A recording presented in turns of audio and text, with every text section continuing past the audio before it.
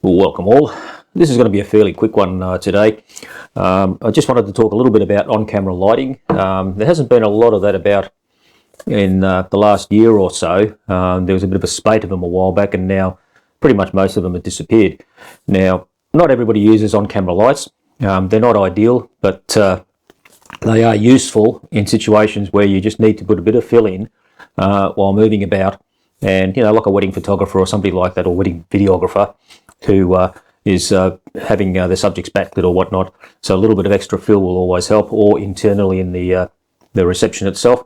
Lighting can be a bit problematic, and having an on-camera light can be quite useful. Now, what I have here is an Aputure Amaran AL-F7 LED light. It's a bicolour one, and I've had this for quite some time now. In fact, I've got two of them which I take on my bush trips, and I use them usually in our little manky huts that we stay at. Excuse me, to illuminate the scene and so on, and I'll show a short clip of that.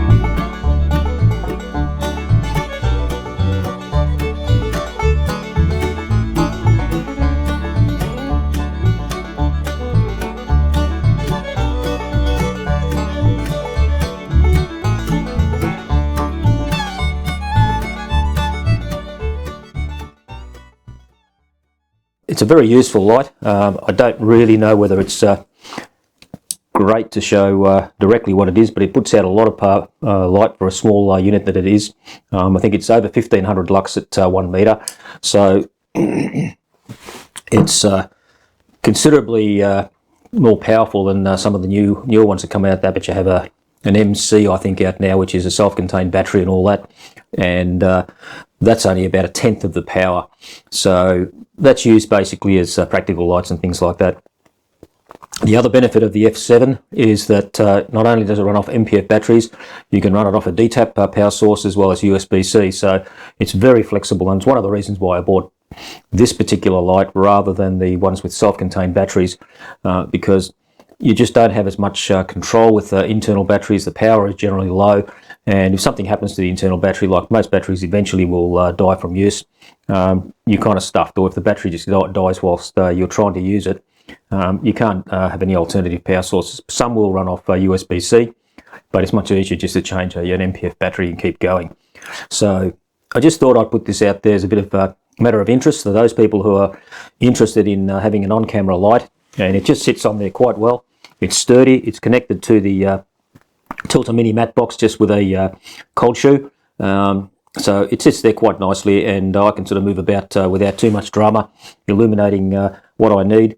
And it's been fairly useful. I've found it practical. I haven't used it that much because obviously now with COVID on, there's not much going on.